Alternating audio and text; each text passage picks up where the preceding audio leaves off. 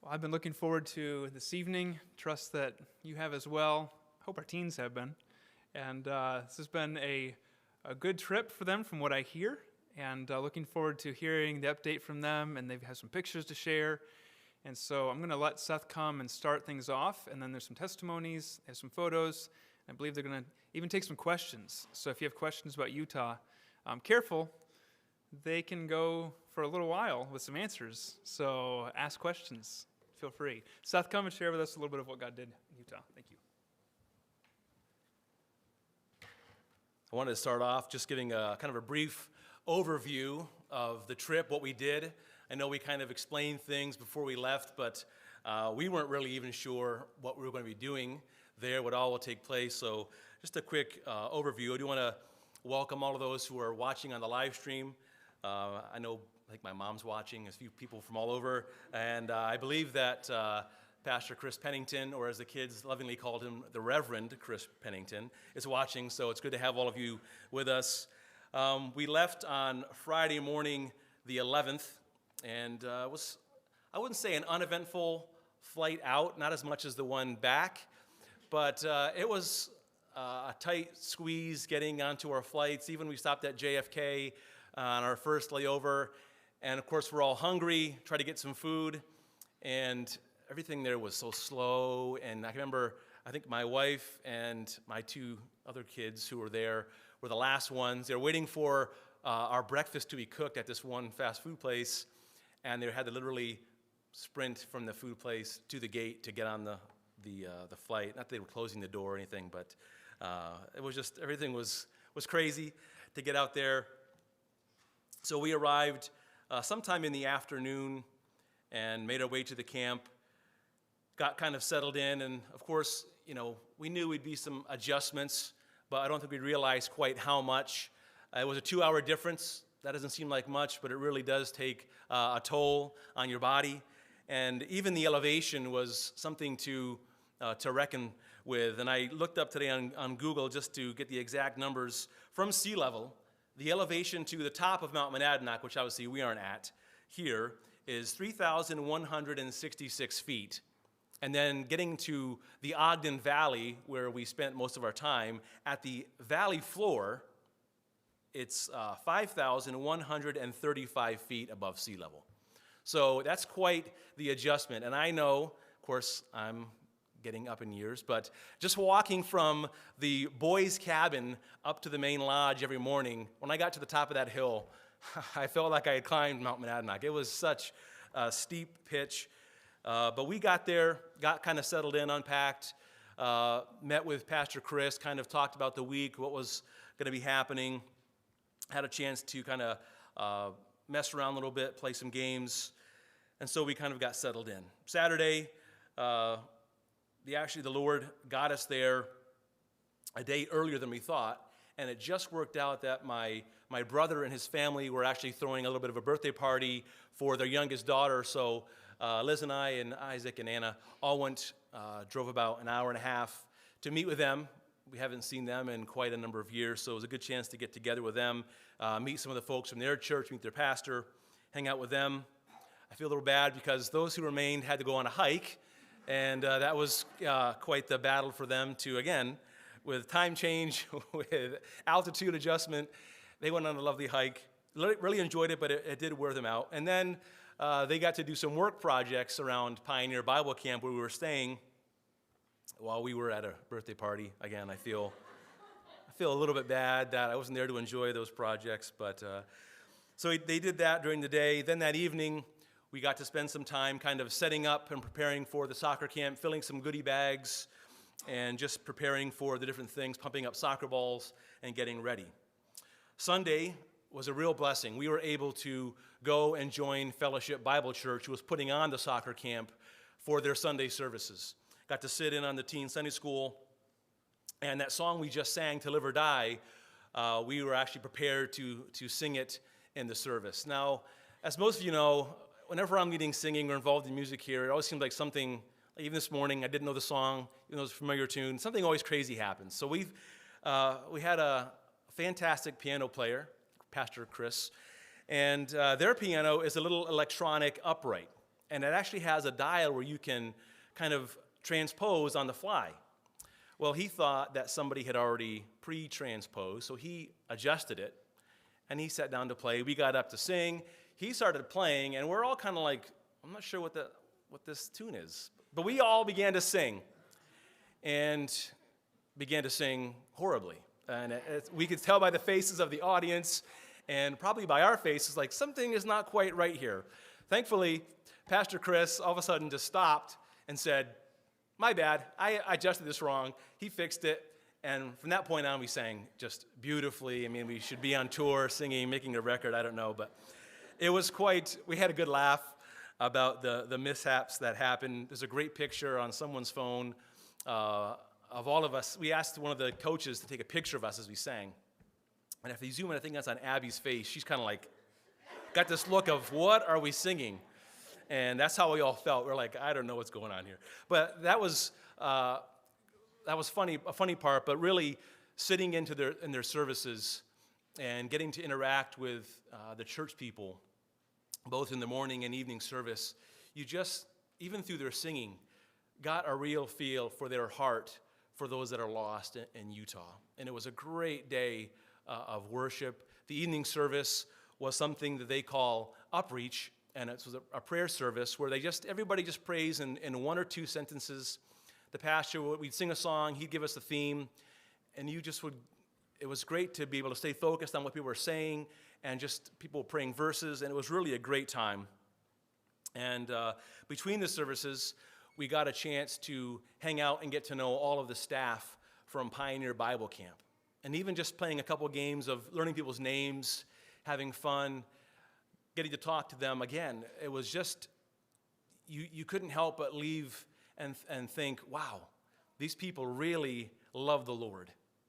And they really are there to serve him, and it made an instant bond between all of us. And it was really amazing how small the world was. There was a young man there who ended up being on Noah's Hall in college, played on a soccer team with him, named Sebastian. So we're like, wow, we had to go to Utah to meet someone who was on Noah's Hall. So it was just amazing to make those connections. Monday started soccer camp, and pretty much Monday through Thursday, every day was the same. Get up, scarf down a breakfast, race over to the field to set up for the soccer camp. And we'd have two sessions, one from 9 to 11. That was children, I think, ages 4 to around 8. And our basic job with those kids was to just make sure they were having fun. Act goofy, which is right up my alley. I could act like a fool, and the kids would laugh. And we had a great time with them, making things fun. And it was just a wonderful time of ministering to them. I mean, Pastor Chris kept telling us as we had a chance to talk to him, your job here is not to train them to be great soccer players, but it's just to love them. And that connection you make by showing them love is what then opens the door for our church to reach out to them and share the gospel. So every day we were able to do that, and mixed in each day, Pastor Chris would do a session with us called, depending how you pronounce it, Sego Lily or Sego Lily. And it's actually a course that the senior pastor there, Greg Baker, had a hand in. And it was just something that they used to train people on how to be a witness and how to talk to people from the LDS church. And asking them the right questions, understanding, because when they say things to us about atonement or things like that, they mean totally different things. So you have to know that what you're saying, how they're interpreting it, and then what they're saying back to you, how to then reinterpret it to understand what's going on. It was a great sessions about learning about LDS people and what they believe. And it was very confusing, very educational, and Pastor Chris kept saying, the more questions you ask about why they believe this or live this way, it opens up a whole new batch of questions, and it's really almost never-ending of why they think this way. We did have a chance some of those evenings to go out and do some more projects for Pioneer Bible Camp, and you'll see some of these pictures, and Liz will expound upon some of this. We got to go on some sightseeing things. We got to go to this place called Powder Mountain, which was a ski resort. When you get to the top, it's very flat, and you could see out to, I think, 4 different states. It was an amazing view. We had a great night. and just wonderful to see God's creation so often. And then on Thursday, we closed up soccer camp, and we had to kind of help clean up the park that we used. I believe instead of really charging them to use it, they do work projects for that park. So we stayed and got to clean the building, go around. They have a horse arena that people use. We got to go clean up around that. Not inside, thankfully, but on the outside, there was just leaves and sticks. But it was, again, just a way to serve and minister alongside of Fellowship Bible Church. And then we also got to go to a place on Thursday called Antelope Island. And it's not really an island, I guess. It is surrounded by water at times. It wasn't then. But you go out there and you just drive through, and there are free-roaming bison, antelope, other creatures. And we just drove around and watched them. And it was just a very neat experience. We got to go out on all these rocks in this one part of it, watch the sunset. There's rabbits all throughout there running around. It was just a very neat time. Then on Friday, we went back into Salt Lake, and we went to the Temple Square. We got to go into a couple of different buildings. The Tabernacle, where the famous choir sings. They do an organ recital every day for about half an hour. We sat through that. The first part was very slow, and I noticed a lot of heads slowly going down, including mine. It was just so soothing. We were so tired. It was a great nap opportunity. But we couldn't go into the actual temple. They're doing some reconstruction work on it, so we weren't able to go in there, which was a little disappointing.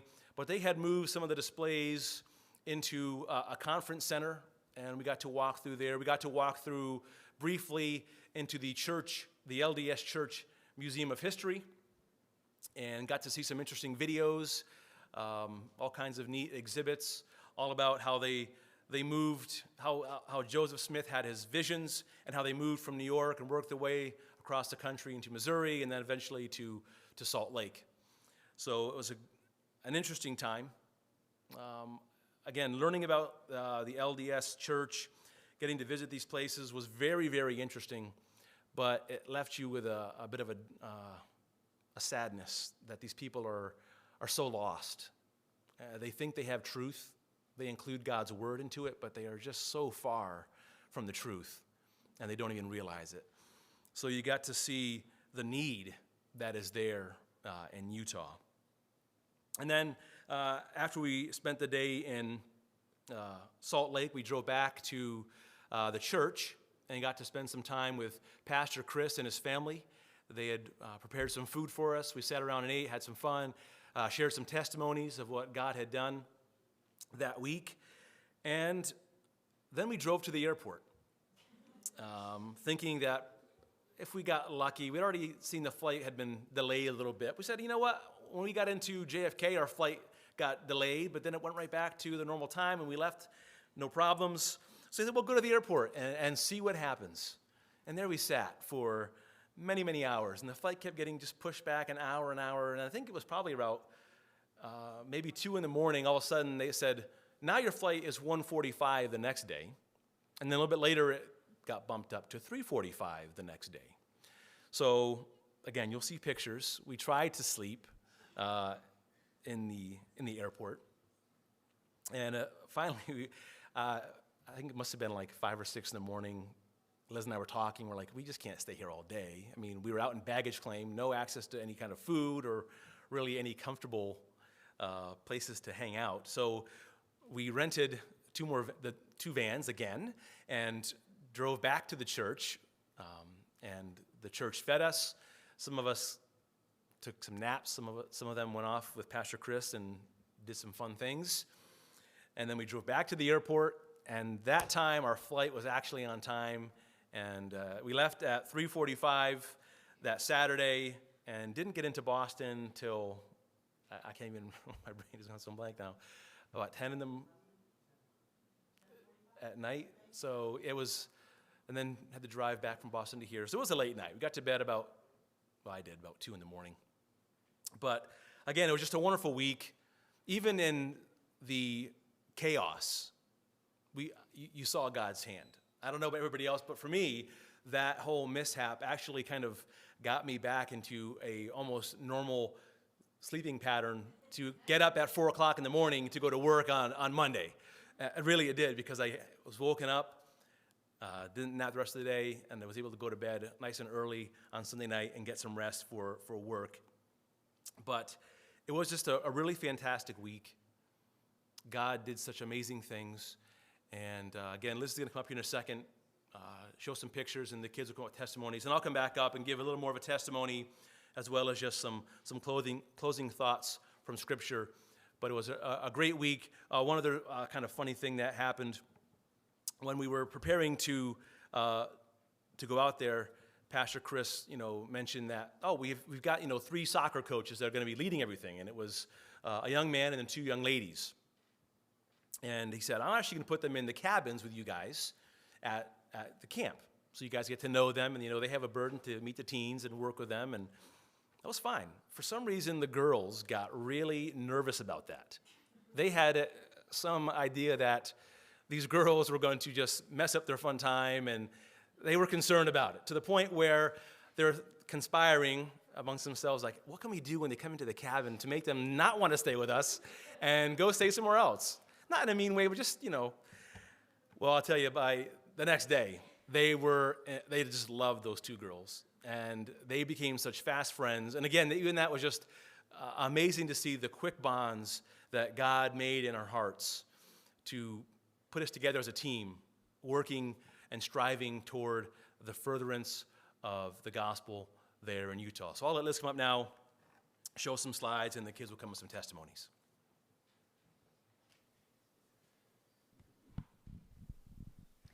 So I'm going to show you a few of our pictures. On day 1, we created a Google album that we shared among our whole team, and that way every day or at the end of the trip, everybody could download their own photos to this. So I think there were photos we didn't even download to that, but I'm guessing we all probably combined took at least 500 pictures. So I won't show you 500 pictures tonight. I just picked out some of the key ones for us to try to give you an idea of where we were and what we did. So this is where we are staying. We flew into Salt Lake City, and then it was about an hour and 15-minute drive up to Eden. That Ogden is about half an hour. And so if you wanted to do anything, we kind of said Eden was a little bit like Dublin. There was a gas station and a little mini mart. That was about it. So if there was really anything else you needed or wanted to do, you had to drive the 30 minutes into Ogden, which we did twice. So just to show you where we were in Eden. This is day of traveling. So Ed Gallen definitely won the award for being able to sleep the most and absolutely anywhere. We would be somewhere, you'd look at Gallen within a couple minutes, eye mask was on, dead asleep. So there's a couple there of Gallen, everybody sleeping on the plane. Our first stop was In-N-Out. If you've ever been to the West Coast, In-N-Out is like the fast food place that people like, and none of us had ever been there. So we all said, let's go to In-N-Out. Some people liked it, those of us said, all right, we've done it once, we don't ever need to do it again. So like Seth said, Pioneer Bible Camp is where we stayed. They hosted us. And that, when we got there Friday, Monday started their first week of camp for summer. So that first weekend we were there were not campers there, it was the staff. So it actually gave us a great opportunity to spend the time with the staff there, talk with them one-on-one and get to know them without them having campers yet. So that view that you see there is coming down from the camp. That's what you saw every time you drove down from the camp. This is the drive up, the dirt road. The buildings you see there is the assistant director's home. But otherwise, you continue there to the right, and the camp is actually among all those trees. You just start driving up.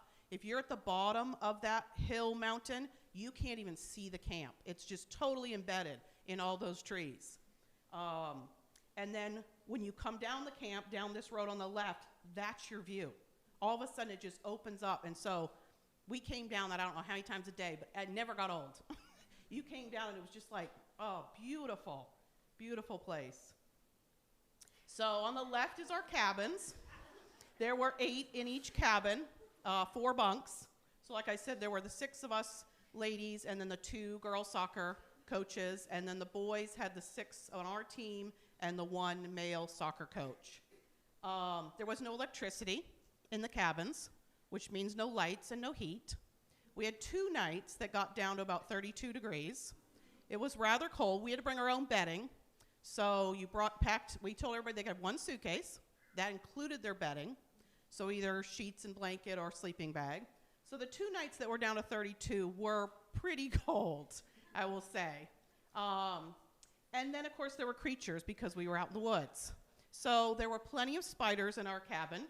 I sent that picture of the spider to my sister, and she texted me back and said, "What are you talking about, a size of a dime or a size of a watermelon?" I said, "Somewhere in between." It was pretty large. So when we went to bed at night, you had to just not think about the spiders crawling around because they were literally right around your bed. We made it. We are still alive. So camp started for them on Monday, and Tuesday night in their service we sang. Thankfully, Tuesday night we had no mishaps that I'm aware of. So we did get to sing there at camp. And then Fellowship Bible Church is actually the church that hosts the soccer camp. That was our main reason for going out there, was to help in this soccer camp. So this church is who puts that on. Oh, did I skip? Yep. So on the left is the senior pastor, Pastor Greg and his family. Then in the middle there is Pastor Chris and his family. The right, that is Pastor Chris again. But he's who spent basically the entire week with us. He went everywhere with us, ate meals with us, everything. He was our leader, and he fit in with our group absolutely perfectly. His personality, we all just fell in love with him. We kind of joked because he originally was from Greenville, South Carolina. Pastor Kyle knows him. And he took his youth group out to do this soccer camp the very first year that they did this soccer camp 6 years ago. And he and his wife fell in love with the area, fell in love with the church and their mission, and they decided to stay. And they moved out there just not quite, I think, 6 years ago, and have stayed. So we kind of joked that if all of a sudden Seth and I disappear, then we too have moved to Utah. So, before this one plays, at the church, I know Seth mentioned Sunday night, their prayer service was called Upreach. And again, what Seth was saying was the pastor got up and would say, we are going to have prayers of God's attributes or prayers of thankfulness. So when we started, then someone would just say a line or two. Thank you, God, for your love for us. Then someone else would say a line. And this went on for quite a long time. And it was very moving service, at least for me. I loved it. And in between a couple of those themes, we sang. So I'm just going to play a little recording here of this is the whole congregation singing.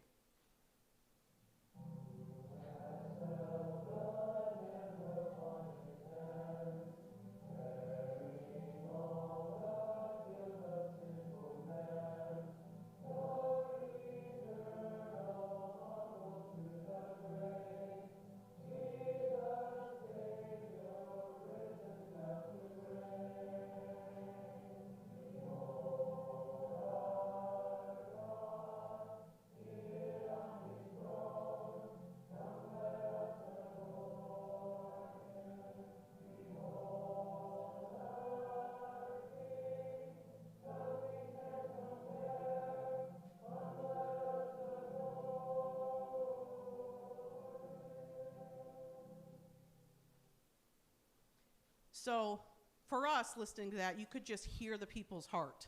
And that's, I think, why it was such a moving service for us. And I just really appreciated that Sunday night service.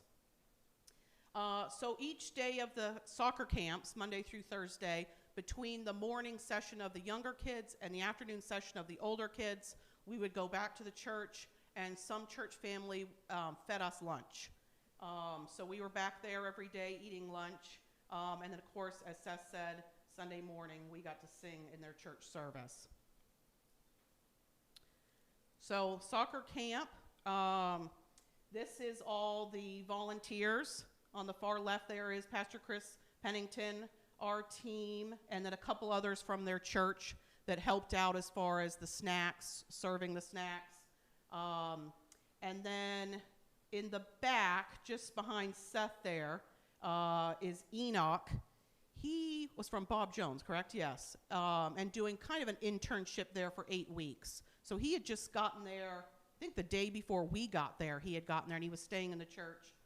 So he helped us in the soccer camp, and then they're currently building a house for Pastor Chris and his family right on the church property, so he's helping with that too. Next to Enoch is one of the soccer coaches, Carl. He graduated from Bob Jones 2 years ago, and then he's been doing 2 years at the Masters in California. And he actually has been at every single soccer camp, all 6 years.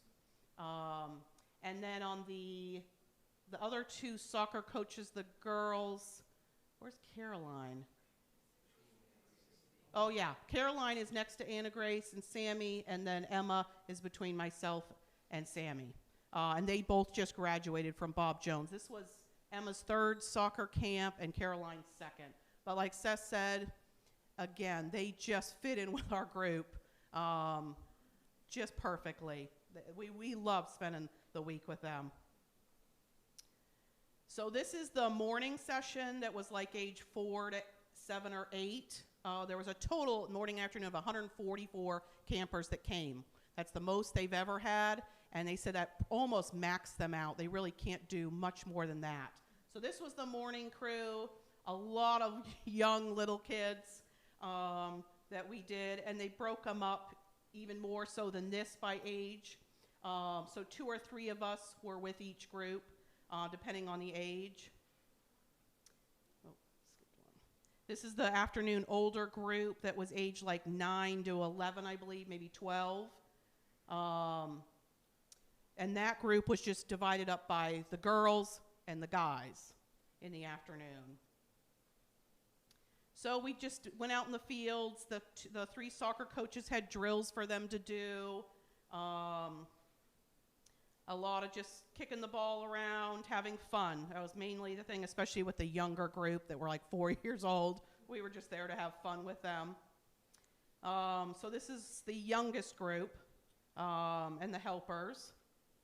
Then the middle group and helpers, and the older group of the young group. Let's see if this will play.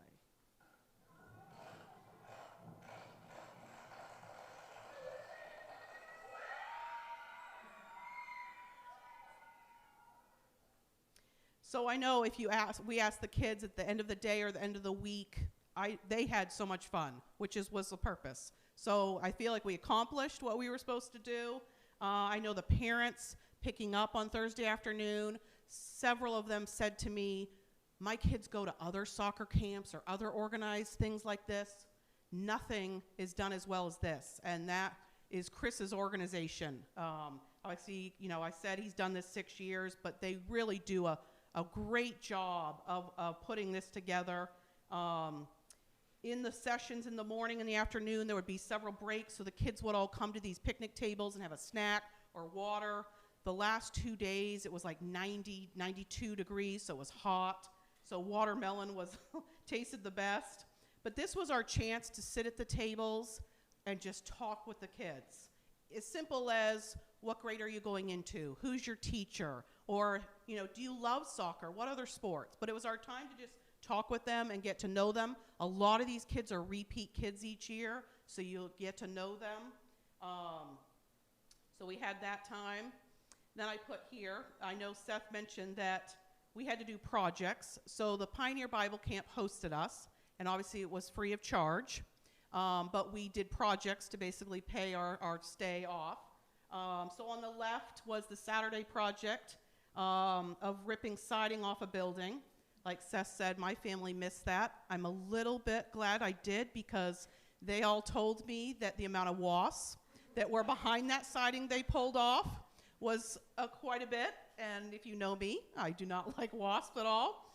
So they pulled the siding off. And then on the right, another day, we went down to their shop and we stained new siding that was, I don't know if they put it on yet or not. And then at the soccer camp, we had to clean the building, wash windows, like Seth said, pick up sticks. So there's 3 or 4 afternoons that we were working to pay off our time for staying at the camp and then for using the town soccer field to do the soccer camp at. The sightseeing, this is where we had a lot of pictures, so I tried not to put too many in, but every time we pulled down the camp in our car, you wanted to just get your camera out. And I will say the pictures don't do justice at all. I mean, this looks beautiful, but in person, it's 100 times more beautiful. Even though, like I said, some days were 92, 94 degrees, this was not far from us at all, and there was snow all on top of the mountains. So more mountains, a lot of mountains. I put this in here just because it's cute, but the camp has 2 pigs. Every year they have 2 pigs. They feed them all summer long with the scraps of the meals at camp. And then, of course, at the end of summer, they butcher and have the meat for the next summer. So Seth mentioned we got to go up to Powder Mountain. That elevation is 8,500 feet. So I think you said Mount Monadnock was 3,000. The top of Mount Monadnock was 3,000. This is 8,500. And it was just absolutely gorgeous. Very windy and cold. We didn't stay up there too long. And then driving down from that was incredibly steep. Pastor Chris was in like a Toyota something. So, of course, he has several low gears to choose from going down. Our rental vans only had low gear. And so it was me in front of Seth's van. And I don't think he was too thrilled at how much braking I was doing because they could smell my brakes. But if you didn't brake, you were going to be going way too fast. And I said, it's a rental car. It's not our car. This was that view from up there where you could see 4 states. Yeah, this is a little panoramic kind of.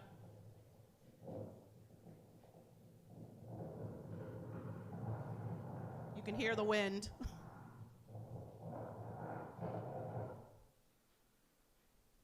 And then Thursday evening, we went to Antelope Island, like Seth said.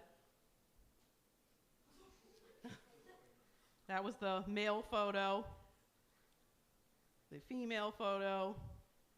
And then we did see several bison. We saw a couple antelope, but they were kind of in the bushes, so I don't think any of us got a picture of the antelope, but we did see antelope, but there were bison. And this will tell you how close we were to the bison. And Chris had warned us they will charge. So this is us standing right at our vehicles, ready to jump in, because a couple times he did start to come a bit closer. So he said, any closer, get in the van and let's go. He didn't want us crossing that yellow line to get any closer than that, but it was still pretty cool to see him that close. So they've been through a drought, and in Antelope Island, usually there's just a ton more water, higher water, plus a lot closer to us, but it was almost seemed dry to us. This was again at Antelope Island where we got to walk out in some rocks and go see the sunset.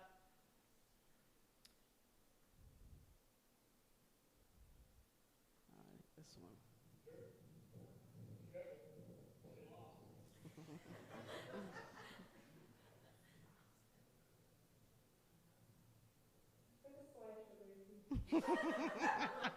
See, Emily, and I did put it in. So then on Friday, like Seth said, we went to Salt Lake City and did several different buildings around the temple. This was the Assembly Hall. That was in one of them. This is the organ concert. It was pretty cool because the ceiling changed colors every time he changed songs. And then, of course, coming home was a little more adventurous than the entire week. This was the original, sitting at our gate thinking we were going out at 2:20 a.m., trying to catch a little cat nap. Then when we found out we were not going out that night, we had to go out to baggage claim because we had to claim our bags But then, of course, security was closed, so we couldn't get back into the gate area. We were stuck in baggage claim, which there's no carpet in baggage claim. This is what's in baggage claim. It's basically a piece of art, but kind of a bench. We turned it into beds. Thankfully, because we had to go with our bedding, we could just open our suitcase right there on the floor, pull out our pillows, sleeping bags, blankets. It wasn't the softest thing. I lasted about 5 seconds on this thing and said, no way can I sleep on this. But thankfully, I think the rest of them, being as young as they are, got a couple of hours of sleep on that. Thankfully, I found a little cushion type chair, and I texted Megan and said, you come join me. It's a lot softer over here. So I think we slept about an hour. But they made the most of it, as you can see. Still having fun, but I know they were exhausted. Again, Gallon. This is another reason why Gallon wins for being able to sleep absolutely anywhere. This is on the hard floor of baggage claim, sound asleep. And then on the plane on the way home, finally, we learned that you could brush your teeth on the plane. So thank you, Emily. That was news to us. So we did have a wonderful trip. We really appreciate those of you that prayed for us, that supported us in prayer and money, and just really thankful for God's protection on us as we traveled. I said one of probably the hardest part was when we left the airport Saturday morning at 7 a.m. to drive back to the church. Seth and I, first of all, Friday when I got to the airport, I said, I've never been this exhausted in my whole life. And then we slept an hour that night. And then he and I had to drive about an hour and a half back to the church in our vans. And we were struggling. But thankfully, God protected us throughout the entire week, got us home safely, and just blessed us with an amazing week. So I'm going to turn it over to the teens now. They're going to give some testimonies about the trip.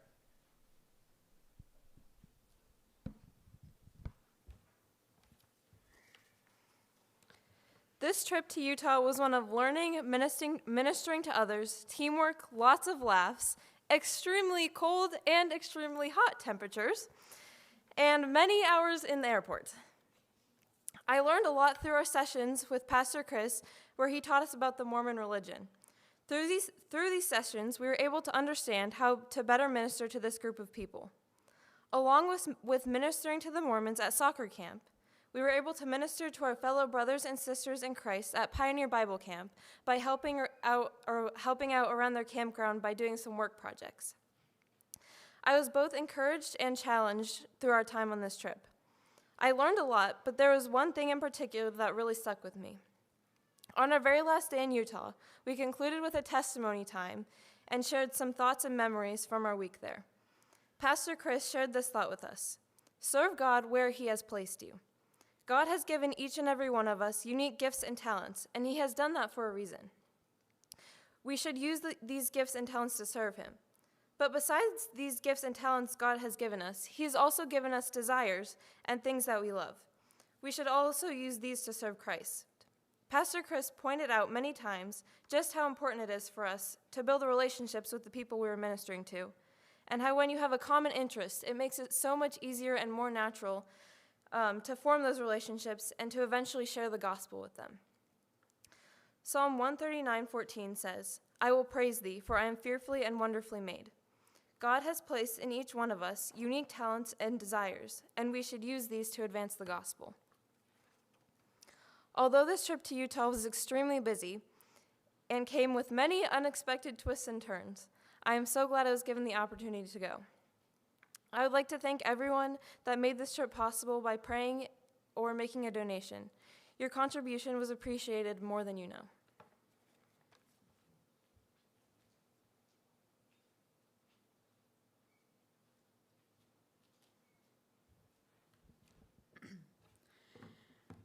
While there were many things on our trip to Utah that I enjoyed, a few things specifically stood out to me. I enjoyed the soccer camp, and it was so fun and encouraging to meet and work with the other people in Utah. I'm also very thankful for the hospitality and kindness that Fellowship Bible Church, and specifically Pastor Chris, showed to us when we had issues with our flights. They let us stay in the church on air mattresses while we waited for our flights to get sorted out. And Pastor Chris offered to take the people who didn't want to sleep in the church to his house. I'm so thankful for the opportunity to go out to Utah, and I'm also thankful for the church family here at Mountain View for supporting me and giving me the opportunity to be a blessing to the community in Ogden Valley, Utah.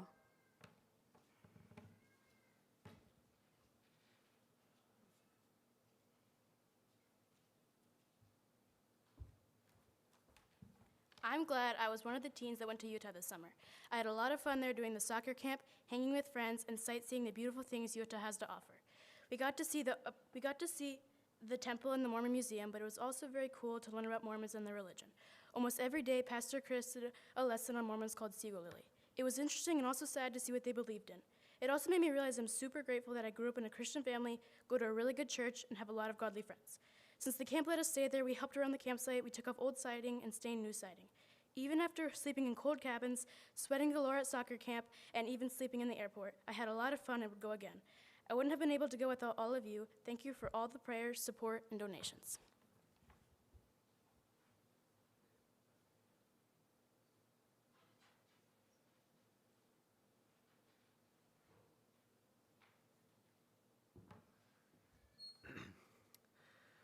So this mission trip was the first mission trip I'd ever been on, and it was a great experience. I had a great time, and I would love to go on another one, maybe even with the Ogdens again. Hopefully with the Ogdens again.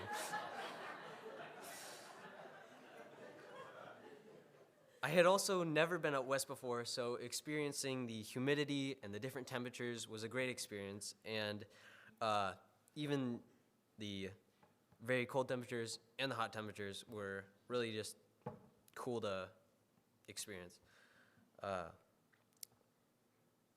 So seeing the huge mountains surrounding us, obviously we're used to Mount Monadnock here, and they are so much different. It's all around you is just so amazing, and the whole time it reminded me of how God created this with his words, and it was just amazing the whole entire time. The Seagull Lily lessons, or the Sago Lily lessons, helped me understand so much of what the LDS community had to offer for them, and it was incredible, but also very sad to see so many people dedicating their lives to a false hope. And just thinking about that really just is very sad. So the last thing is I want to thank Pastor Chris Pennington or Assistant Pastor Chris Pennington and Pastor Greg for helping us on the trip and just making it so much fun for us there. And I want to thank Mr. and Mrs. Ogden for also taking us there and helping us experience a new thing that most of us have never done before. And last of all, I want to thank God for making it a great time for all of us.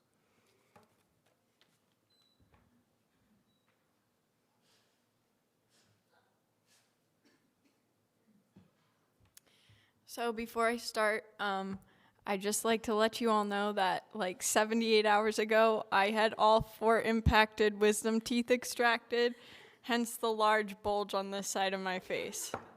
Please don't laugh at that. I also think I ripped a couple stitches laughing at the slideshow, so kind of hurts. But in all seriousness, I'm going to start now. No electricity, freezing cabins, a mile walk to the closest bathroom. I might be exaggerating just a little bit. Large bugs, lung exploding altitudes, closed breakfast places, and wicked delayed flights. All problems we faced while on our short 1-week trip to Utah. However, there was another problem that we encountered while we were in Utah that I wasn't fully prepared for. And that was how lost the people of Utah are. I don't think you can fully understand until you've been to Utah how lost the people are. Around here, you know many people who go to church. You know many churches, many good Bible preaching churches. And even though it's not the South where there's a church on every corner, there's definitely multiple churches around here. And that is just not the case in Utah. At one point in time, Pastor Chris, while we were up on Powder Mountain, he reached out and pointed to a town, and he said, see that town down there? There's the first ever Bible preaching church just started in that town. And that's the first one in like a pretty great distance. And that was like really eye-opening. Just, I never realized it. You think it's America. I mean, sure, there's lost people, but not that lost. And I don't think until you've been to Utah, you will understand how lost the people are out there. And they think they have hope, but as many people have said, they have the wrong hope. And that hope is going to get them nowhere. They're not going to get anywhere with the hope they have because it's false and they believe in false things. And it's sad to see that all the people we were interacting with at the soccer camp are most likely Mormon. Pastor Chris was saying that pretty much everyone who was coming to that soccer camp is Mormon and their families are Mormon, and they've been Mormon for a very long time. And it's just sad to realize that what they think is truth is not truth. And what was really encouraging out there was Fellowship Bible Church, and just to see Pastor Greg and Pastor Chris and everyone else in the church just see how devoted they are to spreading the gospel and taking tiny little baby steps. And you think it's hard in New England? You should go to Utah. When everyone already has a religion, they already think they have what they need. Out here, there's multiple religions, but you go out on the street and most people don't go to church. Most people don't believe in anything. They're kind of hopeless. But the people in Utah, they are hopeless too, but they think they have hope, and that's what makes it even harder. So the people at Fellowship Bible Church just really encouraged us by showing us how faithful they are. And they can work for years and years and years, and they will maybe never even see someone come to church. Maybe they'll see 1 or 2 people come to their church. They won't see them converted, but they'll just come to church, and that is like a big step for them. And that was what was very encouraging to me, but also convicting. Just how faithful are we being, and how faithful are they being? And it was just very encouraging to see them. I was also very thankful for them because they gave us lots of good food while we were there. And on the day when we had to come back, when we thought we were going to be home, but we really were going to be stuck in the airport, Pastor Chris brought us air mattresses and noise machines. I can't even tell you how happy that made me feel that he brought me noise machines. Anyways, that's side point. Okay. As far as the soccer camp goes, basically our job was to corral the kids and make sure they had a really good time. And I personally loved the younger group in the mornings. I could be crazy with them and they would actually laugh, and they thought it was funny. I don't really make people laugh because I'm kind of stupid, so it was refreshing. But there was one girl, I'm not going to say her name, but she came on Monday morning and she did not want to be there. She was hugging her mom, didn't want to go, and she was in our group, and I was like, come on. Like, I saw myself in that kid. I was like, that was me. Has always been me. I never like to jump into things. I'm pretty shy. So I was like, I'm going to get this kid to have fun. So by the end of the day, she was running around. You never would have thought that she didn't want to be there. And then the rest of the week, she just kept coming and kept having a great time. And every day afterwards, I would go up to her mom and I said, she did a great job today. I loved having her. Thank you so much. Well, at the end of the week, I went up to her mom and I said, thank you so much for sending her. I can't even tell you how much fun I had with her. Like, I was being completely genuine. And she was like, oh, thank you so much. She had a great time. We'll see you later with her sisters. And I was like, oh, she has sisters? Because the afternoon camp is the older kids. And she's like, yeah. And she named 2 girls who I had been like in contact with the whole entire week, and they were the ones I had literally talked to every single time we went back to the tables. And I was like, I didn't even put that together, but that was from God, because just that I could minister to all 3 of her kids, it was just pretty cool. So yeah, we got to connect on lots of things, including 4-H and sewing club and all kinds of stuff. And the mom was like, "What? You know about that?" So she was really happy. A couple other things I learned. I know I'm almost done, I promise, guys. Just the beauty of God's creation. I know you guys have seen all the pictures. I have many more, so come ask me to see them. I will show you. Just to be reminded of how creative God is and the splendor and majesty of him. It was just breathtaking, some of the views we saw and all that. So I also just saw God's power in everything, in his creation, but then in everything he did. Even though we were stuck in the airport for, I think it was 17 hours, our flight was delayed. It was just, God's power was clearly shown through like even tiny little things. And that was just really encouraging. Going into this trip, I thought I really wanted to go, and then as it got closer and closer, I was like, I don't want to go. I need to come up with an excuse. I don't want to be stuck in a plane with Mr. Ogden. No, I'm just kidding. But I'm so glad I went, and God taught me so much, and I'm just so burdened for the people in Utah now. And if you have any other questions or want to talk about it, I will talk to you. You can ask me all your questions, and I'd be happy to answer them, and show you pictures of Isaac sleeping. But I just like to finish and say thank you to everyone who gave money and prayed and encouraged us before this trip. We really appreciate it, and we could not have done this without you. The plane tickets were very expensive, and we're just super appreciative for anything you gave, even if it was small. So thank you very much.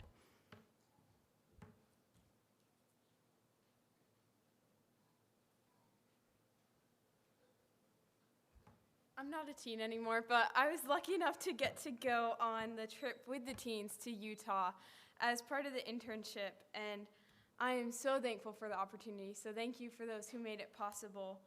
I felt like I was learning from all different angles, because I was watching the Ogdens as they're the youth leaders and all the work that they're doing, and then I'm watching Pastor Chris and Pastor Greg and all the work that they're doing, and I'm watching the teens and all the work that they're doing. I'm like, this is what serving the Lord looks like. And so I was just soaking it all in.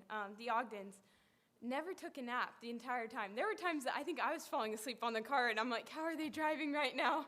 I'm so tired. But they served the Lord joyfully. And Pastor Chris spent all day at camp, and then he spent all afternoon pouring into all of us. And he was so joyful and genuine. And then the teens, you guys amaze me. You even had energy like up late at night, but even serving after a 4-mile hike and taking off siding off the roof, it was all done so joyfully. And it wasn't a fake joy. They were happy to be serving the Lord. And it was honestly an encouragement and a rebuke to me.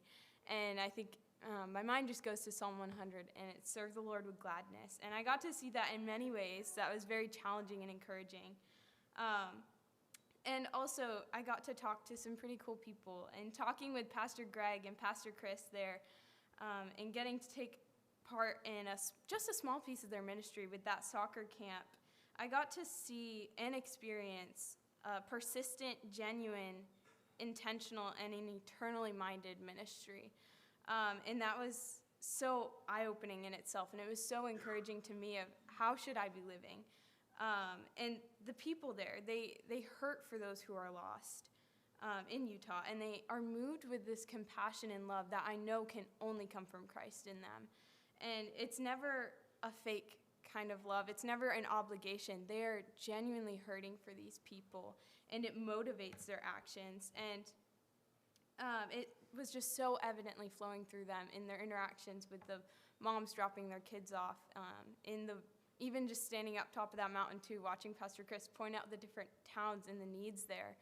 And something didn't make sense to me with missions trips because I was like, there's people there. There's Christians there. Why don't the Christians there do the work there? And I'll do the work here. And because there's work to do everywhere. So I never really understood missions trips. And going here, I understood and I was humbled to understand that they don't have Christians there to do the work. Like Emily said, they don't have churches there like we have churches. And I thought New England had a church shortage when I went to South Carolina, but Utah makes New England look like we have so many. And so it was very eye-opening just how God uses believers around the world, really. And he will move you to a week in Utah to help reach people. And just his intentional work, even, there was this one girl I got to talk a lot with because her mom was always 30 to 40 minutes late in picking up. And this certain girl just really clung to me at camp, and she was just the sweetest thing. And so every afternoon she would want to pass the soccer ball for 40 minutes. And so we got to talk a lot, and just those opportunities, I knew the Lord was singling this girl out to show her Christ. And that was just a little snippet of some of the work that the Lord did. So thank you all for your support, and I'm very thankful for this incredible opportunity to learn from.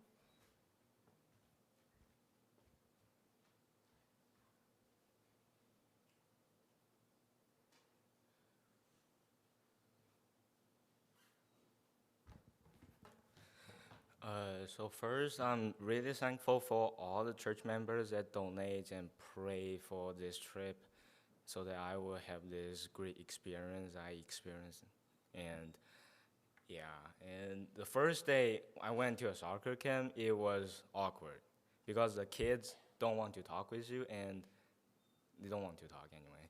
So I came up with the idea on the next day, translating their names into Chinese so they would interact, associate with me more.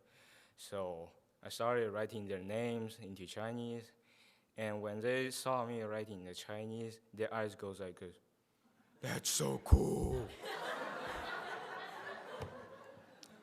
Anyway, after this, I saw, during this soccer camp, I saw how the missionaries are so patient and determined to wait for the outcome because they did the soccer camps. They have to wait for years to, spread the gospel with others. And I appreciate that, how patient they are. And I saw, last time I asked Pastor Greg how many kids in the soccer camp are Mormons, and he said about 65% are Mormons, and and then I realized something all these pure and naive kids could become, they lives in lies and they could become Mormons, and they will fell into the cliff of hell and death. So what I want to tell all of you guys here, just pray for them, pray for all those kids. Yeah.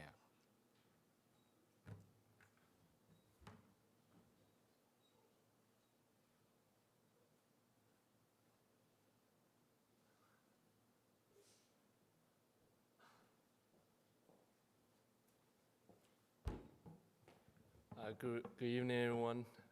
I'm very grateful that I can be here tonight and have the opportunity to share my testimonies. That's a lot of people I want to thank for. Thank for the people that are supporting us, and thank you for all the hands that prepare everything we need. But there's two people that are especially they are Mrs. Organ and Miss Organ. So during all the time, during the trip, they treat us like their own kids. They take care of us pretty good. And and they will make sure we get all the kids. Every time we get in the van, oh, did we get everyone? We didn't. And every time I will stand, I will feel safety. I won't get lost, and that's really good experience to went to Utah like 2 weeks ago, and there are the people at Utah, they are pretty nice, and especially the people at church. So when first day we met, and we don't feel awkward because we're all in the church family. So, and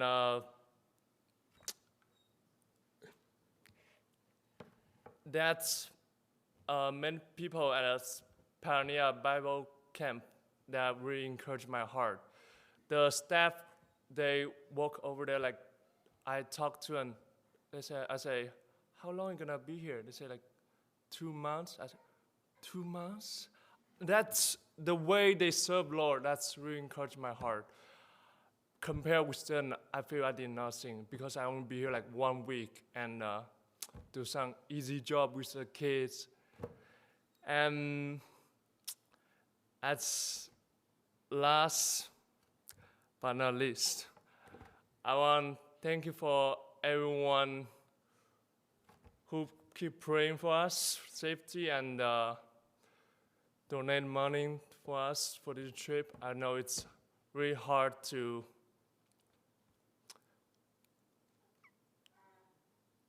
get this done. And I really want to say to my team, you guys did a really good job. I'm really proud of you guys.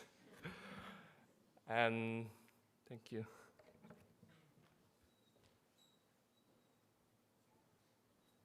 Well, as you could tell, the Lord really impacted the lives of these young people on this trip. And again, that was all due to your help. You guys were so gracious in your giving and in your prayer support. And we don't really have time for questions because those kids just blabbered on and on. No, I'm just kidding. It was great to hear what the Lord had done in their lives. But I would encourage you, any questions you have, please ask any of us. We'll be glad to go on and on about what the Lord did out there and how he blessed. There were just a couple of verses I wanted to share as I reflected upon the trip and all that we saw. And the Lord put these two verses on my heart. The first one is from 1 Chronicles 29, verses 11 and 12. It says, "Yours, O Lord, is the greatness and the power and the glory and the victory and the majesty. For all that is in the heaven and in the earth is yours. Yours is the kingdom, O Lord, and you are exalted as head above all. Both riches and honor come from you, and you rule over all. In your hand are power and might, and in your hand it is to make great and to give strength to all." And then Isaiah 46, verses 9 and 10 say, "Remember the former things of old, for I am God, and there is no other. I am God, and there is none like me, declaring the end from the beginning, and from ancient times things not yet done, saying, my counsel shall stand, and I will accomplish all my purpose." When I think about the wonderful things we saw, the kids mentioned, you just could not help but look at the mountains and say, wow, what a powerful God we serve. And then just seeing how he worked, again, from even before we got out there, preparing the way, putting us in contact with the right people, supplying all of our needs, and then getting there and seeing how he bound our hearts together with these other Christian people. And teen after teen kept commenting, it's so amazing to go to a place where we know nobody, but right away when you talk to them, there's this bond. And I said it's because we're Christians, but even more so, everybody there, like us, was there to serve the Lord. And that was our sole focus. And because of that, the bond was even tighter than it would have been. And God just did an amazing thing after amazing thing in people's hearts. And to think about the fact that just by simply going to a soccer camp and having fun with kids, and before we left, we prayed, Lord, we don't know anybody, but give us your love for all these kids we're going to meet. And that's what happens. That's what happened. We got there, and we just all fell in love with the kids and showed them that and showed them kindness. And I don't even think we still yet even fully comprehend, but Pastor Chris kept saying, just by showing them kindness, you're opening a door for the gospel. Because the LDS people are taught, anybody outside of the LDS church are mean, they're rude, they're terrible people. And so just by simply showing the love of Christ to them, they begin to question and say, well, they weren't terrible. They loved me, or as a parent saying, they loved my kids, even though they didn't even know them. It makes them question, well, what else am I being taught that is not right? And I could go on for a much longer time explaining all of the things that they believe that just don't make any sense. But even in these verses, we talked about how great and wonderful God is. They call God Heavenly Father in the LDS Church. But he does have kind of a place of honor, but it's limited because they believe that God was once a man just like us.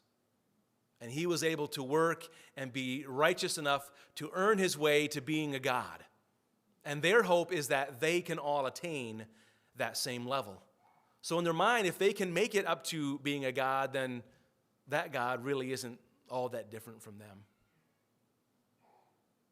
And yet, from those passages I just read, we don't serve a God who is anything like us. When we were in the temple, or in the conference center, looking at a cutout of the temple, the two sisters who were giving the tour, we kind of inserted ourselves into it. We weren't part of it, and heard them talk about the rooms, and a big thing for the LDS people is how they feel. If it feels good, then that means it's approved by God, and He wants you to do it. And they kept saying, when you go into the temple, you just feel so wonderful. And there's one room that they call the celestial room, because to them, the highest level of heaven is called the celestial kingdom. And they said, you go into that room, and it just gives you a glimpse and makes you more comfortable with how you're going to feel if you ever get to be in the Heavenly Father's presence.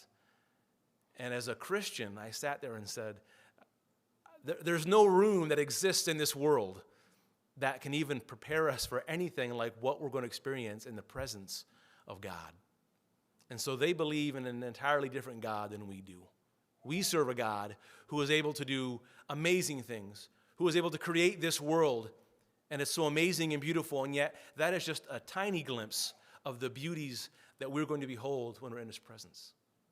And He's able to take any situation, even a cancel or a highly delayed flight, and turn it into something that's encouraging and a blessing to all of us. And so, just to close, I really encourage you, again, ask the teens questions. Not just about Utah and how beautiful it was and what kind of fun things, but ask them what they learned. They cut this testimony short of all the things that God taught them. Ask them more.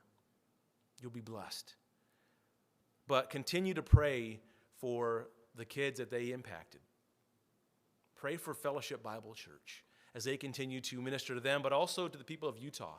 There are not many churches, and it's a very hard uphill battle trying to break through and kind of deprogram these people who are being taught this false teaching all their lives. They grow up in the LDS church just like we've grown up, many of us, in the Christian church. And you can imagine if all of a sudden you're told everything you've been taught all your life and that all of your family and friends believe is false, how hard would it be for you to give that up? And that's what we're asking them to do when we give them the gospel. So pray for Fellowship Bible Church and all those the Christians who live in Utah, that God would bless them, encourage them, and help them in the fight against the false teaching of the LDS Church. And just continue to pray that God would work in the hearts of the teens, and they had great life lessons that they can use all throughout their lives to serve God. Pastor.